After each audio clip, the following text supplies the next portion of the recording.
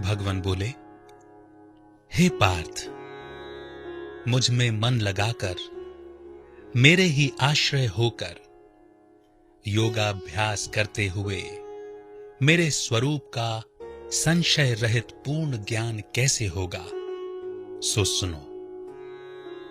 विज्ञान के सहित वह पूर्ण ज्ञान मैं तुम्हें सुनाता हूं, जिसके जानने से तुमको इस लोक में और कुछ जानना शेष न रहेगा।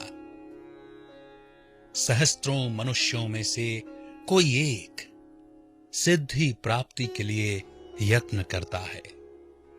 उन यत्न करने वाले सिद्धों में से भी कोई बिरला ही मुझे ठीक से जान पाता है। पृथ्वी, जल, अग्नि, वायु, आकाश, मन, बुद्धि और अहंकार, यह 8 प्रकार की मेरी प्रकृति है। इस प्रकृति को अपरा, अचेतन अर्थात जड़ कहते हैं। जड़ यानी जिसमें प्राण नहीं हो। इससे दूसरी प्रकृति चेतन है, जिसने संपूर्ण जगत धारण किया है। इन्हीं प्रकृतियों से सब प्राणी मात्र उत्पन्न होते हैं, ऐसा जानो। यह प्रकृतियां मुझसे ही उत्पन्न हुई हैं। इस तरह सब जगत की उत्पत्ति और प्रलय का कारण मैं ही हूं। यह सब संसार मुझ में ही गुथा हुआ है। मुझसे परे कुछ भी नहीं। जल में रस, चंद्रमा और सूर्य में प्रकाश तथा सब वेदों का सार मैं ही हूं। आकाश में शब्द मैं ही हूं। हे अर्जुन, पृथ्वी में सुगंध तथा अग्नि में तेज रूप मैं ही हूं। सब प्राणियों में जीवन और तपस्वियों का तप मैं ही हूं। हे पार्थ, समस्त प्राणियों में सनातन बीज रूप मुझको ही जानना। बुद्धिमानों में बुद्धि रूप और तेजस्वियों में तेज मैं ही हूं। हे अर्जुन, काम और राग रहित बलवान आत्माओं में बल और आत्माओं में धर्म के विरुद्ध न जाने वाला काम मैं ही हूं। जितने भी सात्विक, राजस और तामस पदार्थ हैं, वे सब मुझसे ही उत्पन्न हैं, परंतु उनमें मैं नहीं रहता हूं। सत्व, रज, तम, इन तीनों गुणों के प्रभाव से ये सारा जगत मोहित हो रहा है। इस कारण यह इससे परे मुझ अव्यव यानी परा भौतिक परमात्मा को नहीं जानता। यह मेरी गुणमयी और दिव्य माया अति दुष्कर है। जो मुझको अनन्य भाव से याद करते हैं, वे इस माया को पार कर जाते हैं। हे भारत श्रेष्ठ अर्जुन, 4 प्रकार के जीव मुझको भजते हैं। दुखिया, जिज्ञासु, ऐश्वर्य की कामना करने वाले और ज्ञानी, जिनमें मुझे सदा एकाग्रचित्त और केवल मेरी भक्ति करने वाले ज्ञानी पुरुष श्रेष्ठ लगते हैं, क्योंकि मैं ज्ञानी को अत्यंत प्रिय हूं और वह मुझको प्रिय है। यद्यपि ये सभी भक्त श्रेष्ठ हैं, तथापि ज्ञानी तो मेरी आत्मा ही है। क्योंकि वह मुझ में ही मन लगाकर मुझको ही सर्वोत्तम गतिमान मेरा ही आश्रय ग्रहण करता है। वह ज्ञानी अनेक जन्मों के बाद मुझे पा लेता है। हे अर्जुन, जो भक्त श्रद्धा पूर्वक जिस जिस देवता का पूजन करना चाहते हैं, उन मनुष्यों की उस श्रद्धा को मैं दृढ़ कर देता हूं।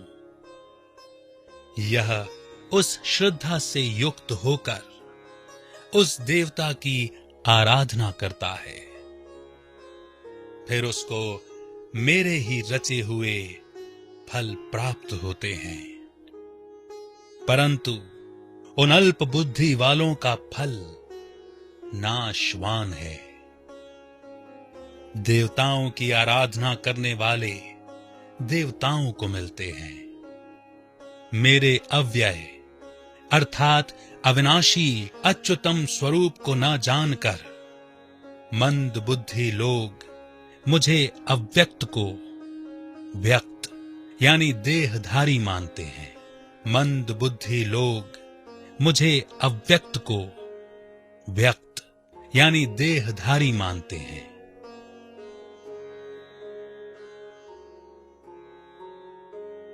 मैं योग माया से आच्छादित होने के कारण सबको नहीं दिखता हूं।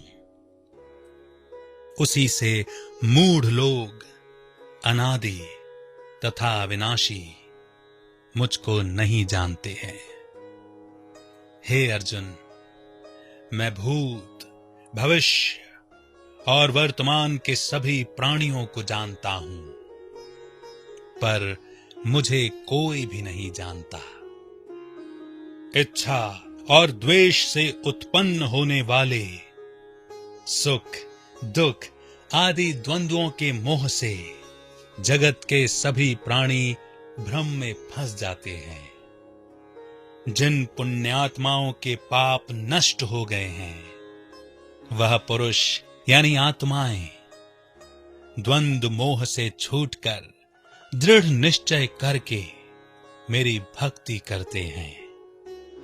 जो आश्रय लेकर जीवन मरण से दूर करने के अर्थ प्रयत्न करते हैं, वे आत्माएं ब्रह्म, आत्मज्ञान और संपूर्ण कर्म को जानते हैं। जो अधिभूत, अधिदेव और अधियज्ञ इन सब में मुझे जानते हैं, वे समाधि निष्ठ पुरुष मरण काल में भी मुझको प्राप्त होते हैं।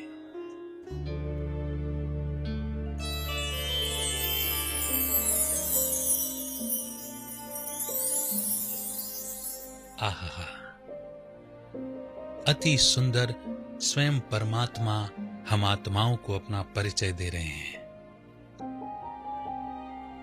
परंतु इसको समझने से पहले एक प्रश्न स्वयं से करना होगा। क्या उन सहस्त्रों कोटि मनुष्यों में से मैं वो एक हूं जो सिद्धि प्राप्ति के लिए यत्न करता है, और उनमें से भी कोई एक जो परमात्मा को समझ और पा सकता हूं? कितने प्यार से समझाया उन्होंने कि 5 तत्वों की बनी प्रकृति और अहंकार से ग्रस्त होने के कारण हम न स्वयं को जान पाते हैं, न परमात्मा को देख पाते हैं। क्योंकि आत्मा भी पराभौतिक है और परमात्मा भी अव्यव पराभौतिक है, अविनाशी है, अजन्मे है। 5 तत्वों से बनी प्रकृति के चलते ही यहां पर हर चीज गैस, द्रव और ठोस में पाई जाती है, जो कि जड़ प्रकृति है, और इसी प्रकृति को चैतन्य आत्मा चलाती है, और दोनों के ही मालिक एक परमात्मा है। परमात्मा को न समझने के कारण मनुष्य भिन्न भिन्न प्रकार के देवताओं की भक्ति करते हैं। परमात्मा उसी भक्ति को और दृढ़ कर देते हैं। फिर मनुष्यों को उनके द्वारा की गई भक्ति के परिणाम स्वरूप जो फल प्राप्त होता है, वो फल भी परमात्मा ही प्रदान करते हैं। परंतु कहते हैं कि वे फल नाशवान हैं, अल्प समय के लिए हैं। परमात्मा किसी को दिखते नहीं, इसलिए उन्हें कोई भी नहीं जानता।